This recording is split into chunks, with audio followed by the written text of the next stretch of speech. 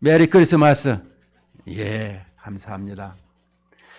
우리가 이 성탄절 예배를 드릴 때에 오늘 목자들의 크리스마스죠. 우리들의 성탄절 예배는 어떠한가 돌이켜보는 시간이 되었으면 좋겠습니다. 예수님께서 이 땅에 오셨을 때에 성탄절 예배를 제일 먼저 목자들이 드렸습니다. 동일하게 마태복음에는 이 동방박사들이 찾아와서 예배를 드리는 것을 볼 수 있는데, 그때는 예수님이 이제 1살에서 2살 사이 이 정도 된 것입니다. 이 황금 유황 몰약을 이렇게 말구 위에 놓는 그것은 맞지를 않는 것이죠. 왜냐하면 목자들한테 이렇게 태어났을 때 말구 위에 태어났지만 이미 예수님께서는 한참 자라셔서 2살 밑에 유아 사례라는 것을 볼 적에 벌써 2살 가까이 되셨다라는 것을 설명해 주고 있습니다. 물론 예수님이 탄생할 적에 그 페르시아에 이 별이 인도하였다라고 하고 있습니다. 몇 개월이 걸려서 왔는지 1년 넘게 걸려서 왔는지는 잘 모르겠으나, 그러나 분명한 것은 이렇게 목자들의 경배, 예수님 탄생에 대해서, 또 이 동방박사들의 경배, 이것을 볼 수가 있는데요. 우리들에게도 이런 경배가 하나님께 온전히 드려지는 이런 경배가 되었으면 좋겠습니다.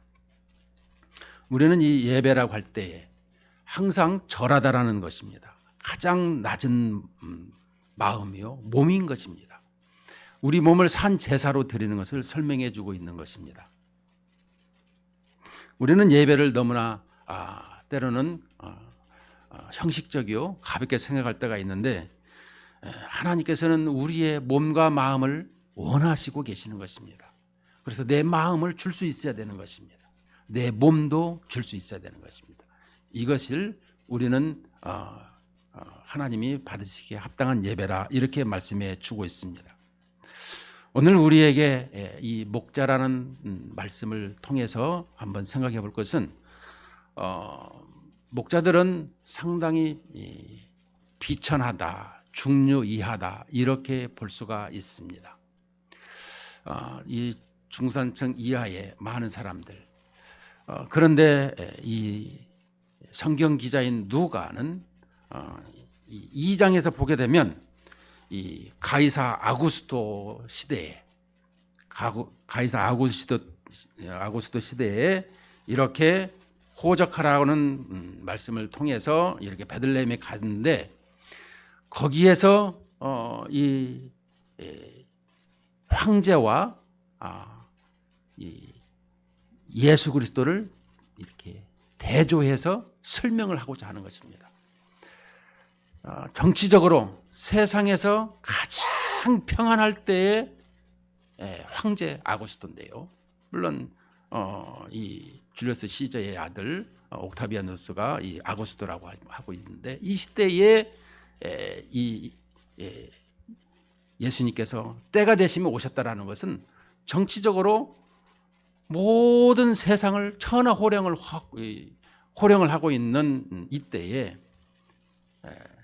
하나님의 아들이 이 땅에 오신 것입니다. 그래서 이것을 얘기하는 것은 세상의 평화, 팍스 로마라고 하죠. 힘의 논리에서. 근데 그 힘이 무너지면 이 나라도 무너지는 것을 볼 수가 있죠. 그런데 세상에 가장 평화스럽다고 할 때에 예수님께서 등장을 하시는 것입니다. 그래서 만왕의 왕은, 온 우주의 왕은 예수 그리스도다, 이것을 설명해 주고 있는 것입니다. 그런데 2장에 이제 8절부터 보면 이 목자들에게 이 주의 사자들이 오는 것을 볼 수가 있습니다. 자, 그런데 주의 사자들이 목자들에게 온다라고 하고 있습니다. 그런데 이 목자들을 보게 되면 우리는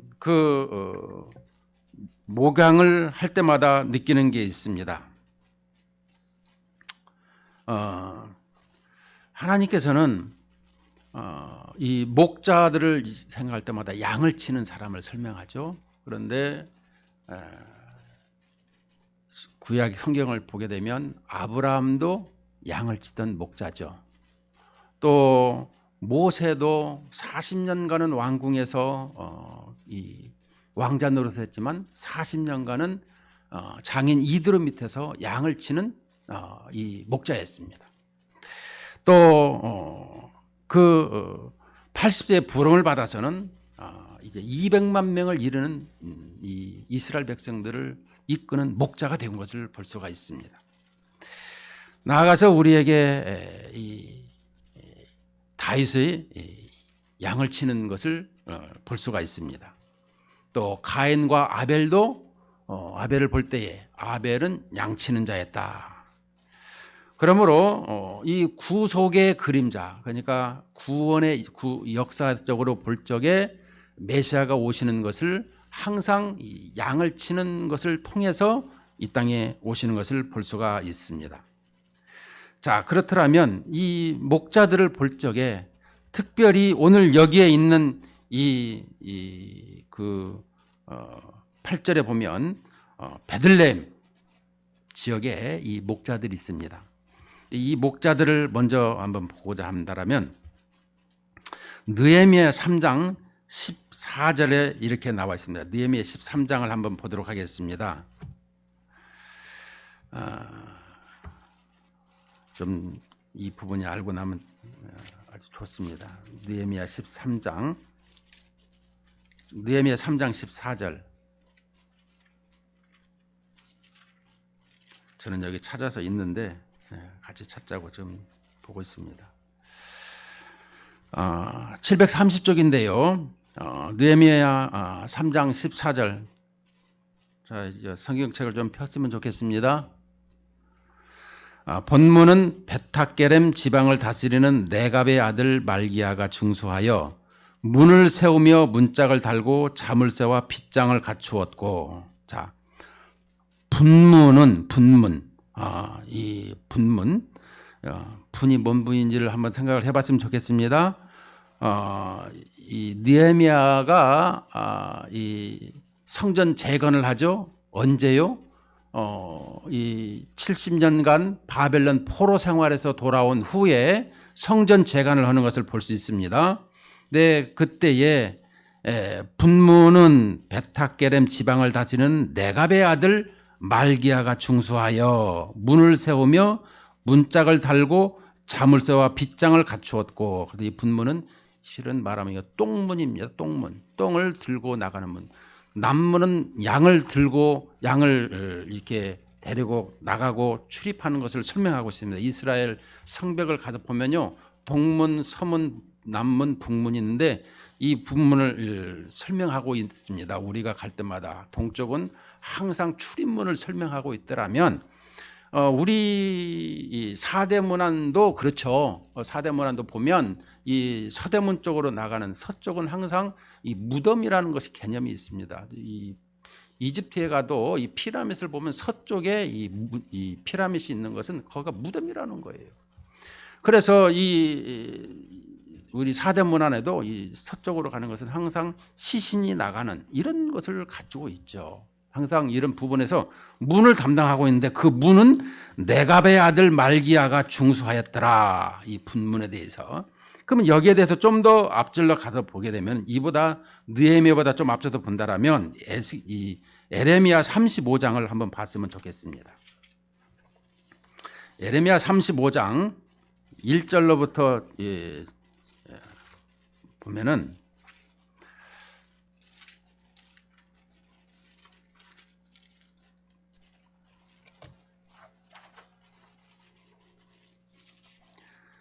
어, 35장 1절로 보면 이 네갑의 사람들이 나옵니다. 그런데 1, 2절을 제가 읽겠습니다. 유다의 요시야 왕의 아들 여호야김 때에 여호와께로부터 말씀이 에레미야에게 임하여 이르시되 너는 네갑 사람들의 집에 가서 그들에게 말하고 그들을 여호와의 집 한 방울에 데려다가 포도주를 마시게 하라 하시니라. 이에 내가 하바시냐의 손자요 에레미야의 아들인 야사나와 그의 형제와 그의 모든 아들과 모든 네갑 사람들을 데리고 여호와의 집에 이르러 익다랴의 아들 하나님의 사람 하난의 아들들의 방에 들였는데 그 방은 고관들의 방곁이요 문을 지키는 살룸의 아들 마세아의 방 위더라. 내가 네갑 사람들의 후손들 앞에 포도주가 가득한 종자와 술잔을 놓고 마시라 권하매 그들이 이르되 우리는 포도주를 마시지 아니하겠노라. 네갑의 아들 우리 손조 요나답이 우리에게 명령하여 이르기를 너희와 너희 자손은 영원히 포도주를 마시지 말며 너희가 집도 짓지 말며 파종도 하지 말며 포도원을 소유하지도 말고 너희는 평생 동안 장막에 살아라. 그리하면 너희가 머물러 사는 땅에서 너희 생명이 길리라 하였으므로 우리가 레갑의 아들 우리 선조 요나답이 우리에게 명령한 모든 말을 순종하여 우리와 우리 아내와 자녀가 평생 동안 포도주를 마시지 아니하며 살집도 짓지 아니하며 포도원이나 밭이나 종자도 가지지 아니하고 장막에 살면서 우리 선조 요나답이 우리에게 명령한 대로 다 지켜 행하였노라. 그러나 바벨론의 느부갓네살 왕이 이 땅에 올라왔을 때에 우리가 말하기를 갈대아인의 군대와 수리아인의 군대를 피하여 예루살렘으로 가자 하고 우리가 예루살렘에 살았노라. 그때에 여호와의 말씀이 에레미야에게 임하여 이르시되 만군의 여호와 이스라엘의 하나님께서 이와 같이 말씀하시더라. 너는 가서 유다 사람들과 예루살렘 주민에게 이르기를 너희가 내 말을 들으며 교훈을 받지 아니하겠느냐. 여호와의 말씀이니라. 레갑의 아들 요나답이 그의 자손에게 포도주를 마시지 말라 한 그 명령은 실행되도다. 그들은 그 선조의 명령을 순종하여 오늘까지 마시지 아니하거늘 내가 너희에게 말하고 끊임없이 말하여도 너희는 내게 순종하지 아니하도다. 내가 내 종 모든 선지자를 너희에게 보내고 끊임없이 보내며 이르기를 너희는 이제 각기 악한 길에서 돌이켜 행위를 고치고 다른 신을 따라 그를 섬기지 말라. 그리하면 너희는 내가 너희와 너희 선조에게 준 이 땅에 살리라 하여도 너희가 귀를 기울이지 아니하며 내게 순종하지 아니하였느니라. 레갑의 아들 요나답의 자손은 그의 선조가 그들에게 명령한 그 명령을 지켜 행하나 이 백성은 내게 순종하지 아니하도다.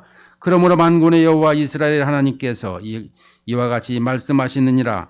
보라, 내가 유다와 예루살렘의 모든 주민에게 내가 그들에게 대하여 선포한 모든 재앙을 내리리니 이는 내가 그들에게 말하여도 듣지 아니하며 불러도 대답하지 아니하니라 하셨다 하라. 에레미야가 레갑 사람의 가문에게 이르되 만군의 여호와 이스라엘 하나님께서 이와 같이 말씀하시기를 너희가 너희 선조 요나답의 명령을 순종하여 그의 모든 규율을 지키며 그가 너희에게 명령한 것을 행하였도다. 그러므로 만군의 여호와 이스라엘 하나님께서 이와 같이 말씀하시니라. 레갑의 아들 요나답에게서 내 앞에 설 사람이 영원히 끊어지지 아니하리라 하시니라. 아멘. 자, 에레미야 35장을 다 읽었는데요.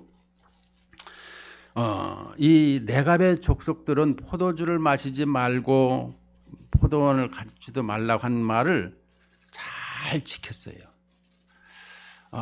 그런데 이스라엘 백성들은 하나님의 말씀을 지키지를 않았다라는 거예요.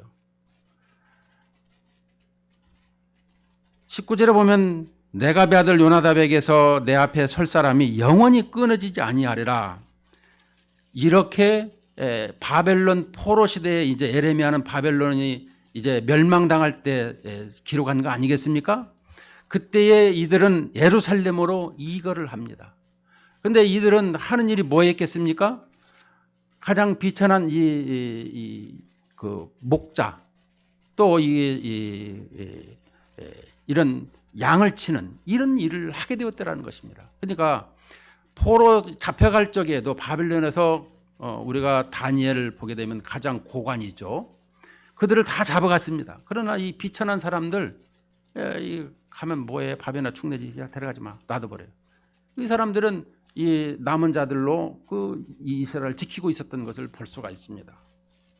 저도 성지순례를 몇 번을 가봤는데요. 지금도 양을 쳐서 가기만 하면 양을 잡아서 통째로 줍니다. 이 사람들은 왜 이렇게 줄까? 아깝지도 않은가? 이런 생각을 할 때가 있었는데 이들은 하나님의 말씀을 찰떡같이 믿고 있는 거예요. 예? 우리는 필요하면 그 말씀이 내 말씀이요. 아니다. 어쩔 때는 이게 아닌가 의심을 하고, 지금도 그들은 집을 짓지 않냐고 양을 치는 모습을 볼 때마다 왜 저럴까 할 때가 많이 있습니다. 근데 하나님께서는요, 그 모든 것을 보고 계시고 있고 또 이끌고 계시다라는 것을 알 수가 있습니다. 자, 이 예루살렘과 이 베들레헴은 가까워요. 근데 여기에서 예루살렘 근처에서 목축업을 했다라면 그들은 어떤 목축업을 했을까요? 바로 제사를 드릴 때에 가장 귀한 양으로 목축을 하게 되었더라는 것입니다. 그런데 이 목축업을 했던 이 레갑의 후손들, 여기서 보면 레갑의 후손이라고 얘기하고 있으나 우리가 정확히 알 것은 이 목자들, 많은 목자들이 있더라는 것이죠. 이 목자들은 이 성경에 보면 또 이 약간의 영세한 목자도 있고 또 그보다 좋은 목자도 있는 것을 볼 수 있습니다. 그것은 뭐냐면요, 양을 치는데도 어떤 울타리 크게 집을 만들어 놓고 있는 목자가 있는 반면에 너무너무 가난해서 이렇게 들판에 나가서 이 돌멩이로 이렇게 울타리를 만들어 놓고 그 돌멩이에다 자라 그러면은 양은 참 신기해요. 모든 동물 중에서도 이렇게 가면은 그대로 순종하는 걸 볼 때마다 내가 봐도 신기할 정도인데요, 그 양을 이렇게 울타리에 넣어놓고 그 양 입구에서 목자는 자고 있더라는 것을, 지키고 있더라는 것을 볼 수가 있는 것입니다.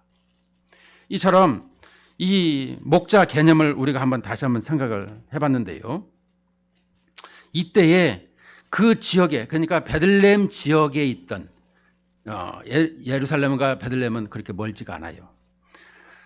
그런데 이 베들레헴 지역의 목자들이 밤에 밖에서 자기 양떼를 지키고 있었더라라는 것입니다. 그러니까 좀 목자들 간에도 가장 이렇게 좀 영세한 이런 목자가 지금 보여지고 있습니다. 그때에 이 9절에 보면 주의 사자가 곁에 서고 주의 영광이 그들을 두루비침에 크게 무서워하는지라 천사가 이르되 무서워하지 말라. 보라, 내가 온 백성에게 미칠 큰 기쁨의 좋은 소식을 너희에게 전하노라. 오늘 보니까 이 지금 천사가, 주의 천사가 이 주의 사자가 9절에 보면 주의 영광이 그들을 두루 비친다라고 하고 있습니다. 주님께서 주의 사자라고 하는 것은 바로 주님의 이 보좌를 함께 하고 있는 것을 설명하고 있습니다. 그래서 그들에게 주의 영광이, 자, 주의 영광, 우리는 영광을 한번 생각해 볼 때 영광이라는 단어를 어떻게 생각하고 있습니까? 영광이라는 단어는 우리가 이 마태복음 27장에 보게 되면 이 변화산 산상에서 볼 때 예수님이 변화되는, 이 변화하는 모습을 볼 수 있는데 주님의 임재, 강한 임재가 임하는 것을 영광이라 이렇게 표현합니다. 또 스데반 집사가 사도행전 7장 55절에 보면 하나님의 영광을 보고 있는, 이 자기가 죽어가면서 그 하나님의 영광을 보는데 주님의 임재하심을 강하게 느꼈다라고 하죠. 영광하면 히브리 말로 독사요, 또 히브리 말은 쉐키나라고 하는데, 이렇게 하나님의 임재, 이것을 영광이 그들을 두루비침에 크게 무서워하는 자, 이것은 자연적인 현상인 것입니다. 이럴 때에 천사가 이르되 무서워하지 말라. 이게 무서워할 수밖에 없죠. 2번씩이나 떴는데, 그때에 보라, 내가 온 백성에게 미칠 큰 기쁨의 좋은 소식을 너희에게 전하노라. 이 천사는 바로 이 가브리엘 천사가 아니겠느냐, 이렇게 기쁜 소식을 전가하는 것을 설명할 수 있습니다. 근데 이 좋은 소식이 뭐냐라고 하면 11절에 오늘 다윗의 동네에 너희를 위하여 구주가 나셨으니 곧 그리스도 주시니라. 너희가 가서 강보에 쌓여 구유에 뉘어 있는 아기를 보리니 이것이 너희에게 표적이니라 하더니, 자, 표적이라고 하고 있습니다. 자, 구주가 다윗의 동네에 구주가 나셨어요. 구주가 나셨는데 너희가 가다 강보에 쌓여서 구유에 누워 있는 아기. 근데 많은 아기들이 있을 거 아닙니까? 베들레헴에.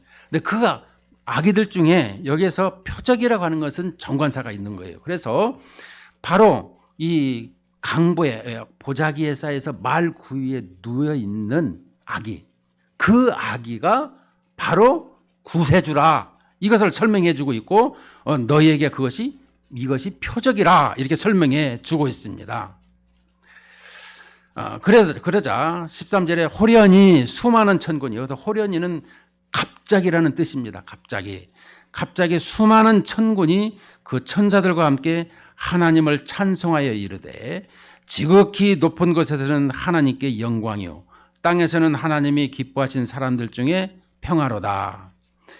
이 갑자기 수많은 이 천군, 그러니까 주님의 보좌에 함께 하고 있는 이 하나님의 천사들을 설명하고 있습니다. 그들이 하나님을 찬송하고 있습니다. 지극히 높은 곳에서는 하나님께 영광이요 땅에서는 하나님이 기뻐하신 사람들 중에 평안하다. 자, 하늘에는 영광, 땅에는 평화 얘기를 많이 하죠. 그런데 땅에서는 하나님이 기뻐하신 사람들 중에, 여기서 기뻐하신 사람들 중이라는 것은 뭐겠습니까? 주님을 영접하고 주님과 함께 하고 있는 사람들 중에 평화로다라고 하고 있습니다. 이 땅에 많은 사람들에게 평화가 아니라 주님을 영접하고 주님과 함께 하고 있는 사람들 중에 평화라고 하는 것은, 그러면 지금 세상이 얼마나 지금도 평화롭지 못하고 있습니까? 힘에 의해서 하고 있는 것인데, 그러나 우리의 영혼이 이렇게 세상에 궁핍과 핍박과 여러 가지 환란이 있을지라도 우리의 영혼이 평화를 얻게 된다라는 것을 설명해 주고 있습니다. 그 평화는 뭐겠습니까? 주님께서 우리와 함께 하시기 때문에 평화가 있게 되는 거예요. 네.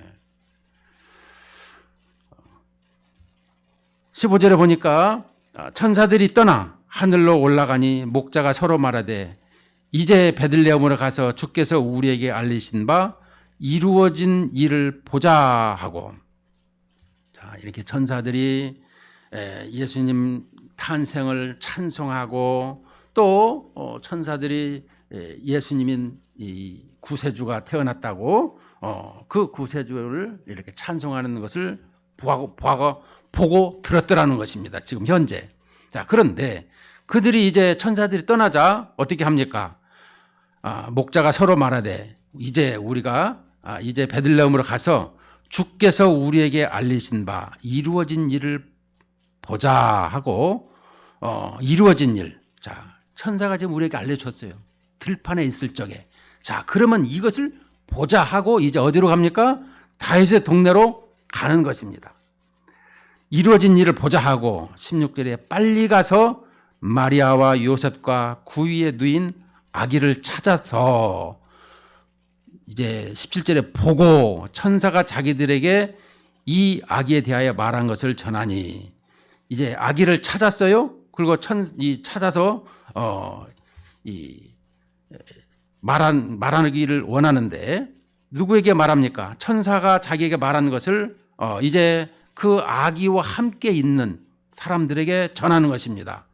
18절에 보면 듣는 자가 다 목자들이 그에게 말한 것들을 놀랍게 여기되, 이 놀랍게 여기되, 이 지금 천사가 뭐라고 했습니까? 다윗의 동네에 구주가 탄생했고 이 예수 그리스도가 탄생했다. 그리스도가 탄생했더라. 그리스도에 대해서 기름 붓다, 왕이요 제사장이요 또 선지자라, 이렇게 우리에게 이런 것을 말씀하고 있죠. 그분이 지금 탄생했더라라는 걸 들었는데도 놀랍게 여겼는데, 이게 이 부정과거로 딱 나와 있습니다. 제일 부정과거. 그냥 딱 한 번만 놀랍게 여기고 그 다음에는 나몰라라 했더라, 이런 얘기인 것입니다. 구세주가 탄생했습니다 라고 설명했으면 그래요? 하고 그다음부터는 나몰라라 했더라는 거예요. 이런 걸 보면서 이 시대에도 우리가 예수 그리스도를 탄생했는데도 불구하고 예배 드리십시다라고 하면은 그래요? 그걸로 끝이야. 그런데 여기 보면 19절에 마리아는 이 모든 말을 마음에 새기어 생각하는지라. 마리아는 이 모든 말을 마음에 새기고 생각하는지라. 이게 곱씹어서 생각했더라 이렇게 말해주고 있습니다. 우리는 어떤 말을 듣게 되면 한 번쯤 고민해보고 그 말을 마음에 새길 줄 알아야 되는 것입니다. 왜냐? 나에게 구세주가 오셨어요. 내 영혼의 주인, 나의 앞날을, 내 인생을 창조하시고 또 심판하시는 전능하신 하나님이시라는 거예요. 그런데 그것을 곰곰이 생각하는 것이 아니라 단회성으로 생각한다. 이거는 문제가 있는 것입니다. 그런데 여기에서 보면 20절에 목자는 이렇게 생각합니다. 목자들은 자기들에게 이르던 바와 같이 듣고 본 모든 것으로 인하여 하나님께 영광을 돌리고 찬송하며 돌아가니라. 자, 자기들에게 이르던 바와 같이 듣고 본 모든 것을 하나님께 영광을 돌렸더라라고 하고 있습니다. 목자들은 이 구세주 오심을 확신하고 기뻐하고 그래서 찬송하고 확인하고 돌아갔더라 이것을 설명해 주고 있습니다. 목자들이 이렇게 메시아에 대해서 만나고 싶어 했고 또 그 메시아를 만나서 이렇게 경배한 모습을 볼 수가 있습니다. 자, 우리의 신앙생활에서 여기서 돌이켜볼 일이 뭐가 있겠습니까? 우리에게 이 목자들이 예수 그리스도를 영접한 이후에 우선순위가 있습니다. 우선순위. 우리 신앙생활하면서 항상 예수 그리스도를 생각할 때마다 우선순위가 있었으면 좋겠습니다. 그것은 무엇이겠습니까? 바로 이 우선순위가 그들은 가서 증거했다라는 것을 설명하고 있습니다. 18절에 16절에 보면 이루어진 일 보자 하고 빨리 가자. 이 빨리 가서 이런 부분을 설명해 주고 있습니다. 그들은 이 듣고 끝나는 것이 아니라 항상 이 복음을 증거하는 데 있어서 그걸 지체치 않았다라 설명해 주고 있습니다. 우리의 복음을 듣는 사람들 가운데 지체하는 마음은 죄라고 하고 있습니다. 열왕기하 7장 9절에 보면 나병 환자들이 그 친구에게 서로 말하되 우리가 이렇게 해서는 아니 되겠다. 오늘은 아름다운 소식이 있는 날이거늘 우리가 침묵하고 있도다. 만일 밝은 아침까지 기다리면 벌이 우리에게 미칠지니 이는 이제 떠나 왕궁에 가서 알리자 하고. 이 말은 무엇이겠습니까? 이 사마리아 땅에 이 아람 나라가 쳐들어와서 아주 기근이 말할 수 없게 되었습니다. 그런데 그때에 이 4명의 문둥병자가 먹을 것이 없어서 이래 주거나 저래 주거나 우리는 그 왕궁에 들어가서 일단 먹을 걸 찾으러 가자 했을 적에 그들은 적군의 나라에서도 우리를 죽이든 살리든 일단 먹을 걸 찾으러 가자 했는데 거기 가다 보니까 아람 나라 사람들이 다 가버리고 먹을 것이 풍부하게 있더라는 거예요. 그런데 이스라엘 사람들은 지금 이 성에 갇히고 지금 먹지를 못하고 있는데 이 소식을 증거하러 가야 된다는 거예요. 그래서 이 문둥병자들이 가서 아름다운 소식을 증거한 것을 볼 수가 있습니다. 그 말을 믿지 못하는 사람도 있었죠. 그런데 그 사람에게 뭐라고 합니까? 보기는 보아도 네가 먹지는 못하리라. 그 말이 실현되는 것은 사람들이 이렇게 많이들 나오고 있을 적에 그 사람이 이렇게 많은 먹을 것이 있었구나 하고 가다가 사람들이 밀린 바람에 압사당해서 죽는 것을 볼 수가 있죠. 우리는 복음 전함을 이렇게 말하고 있습니다. 사도 바울도 고린도전서에서 복음을 증거하지 않으면 내가 화가 있도다라고 하고 있습니다. 고린도전서 9장에 보면 우리에게 이 내가 복음을 전할지라도 자랑할 것이 없으면 내가 부득불할 임이라. 만일 복음을 전하지 아니하면 내가 화가 있을 것이라. 성탄절이 뭐예요? 예수 그리스도의 나심입니다. 왜 나셨죠? 우리를 구원하시기 위해서, 우리의 죄를 대속하기 위해서 이 땅에 오셨다라는 것을 말씀해 주고 있는 거예요. 그게 기쁜 소식이라는 거예요. 우리는 이 땅에서 70년, 80년, 가장 길어야 120년 이 안짝에 살아가고 있는데 우리에게는 분명히 죽은 다음에 심판이 있더라. 히브리서 기자는 말씀하고 있습니다. 그 심판의 때에 예수를 믿지 아니하는 사람들, 저 뜨거운 불심판에 어떻게 견딜 수 있겠는가? 우리는 많이 무뎌져 있습니다. 우리는 다시 한번 목자들의 성탄절에 주님을 예배하고 경배하고 그걸 증거하고 영광 돌리며 가는 이런 모습 속에서 우리의 삶은 항상 복음을 증거하는, 어디에서든지 예수님을 자랑하고 증거하는 이런 삶을 살아야 된다라는 것을 말씀해 주고 있습니다. 우리에게 15절에도 보면 자기들에게 이 전달된 메시지가 뭐예요? 바로 주께서 우리에게 알리신 바, 이 이루어진 일을 보자. 주께서 알리신 바, 주께서 우리에게 알리신 바가 뭐예요? 구세주가 탄생했는데 강보에 뉘어 있는 아기가 바로 하나님의 아들 예수님이다. 이걸 설명해 주고 있습니다. 그리고 이들은 하나님 앞에 영광을 돌렸다고 하고 있습니다. 우리의 신앙생활에서 하나님 앞에 영광이 무엇이겠습니까? 항상 하나님의 임재하심을 체험하고 살아가는 것이다 라고 하고 있습니다. 오늘 여기에서도 하나님의 임재하고 계십니다. 우리의 가정에도 우리의 일터에도 어디에서든지 하나님이 임재하고 계신다라면 그 주님을 인정해 드려야 되는 것입니다. 그분 앞에서, 하나님 앞에서, 요셉이 그랬죠. 내가 하나님 앞에서 범죄하리이까? 하나님 앞에서 살아간다고 하는 신전신앙, 이런 믿음으로 살아가시기를 주의 이름으로 축원을 드립니다.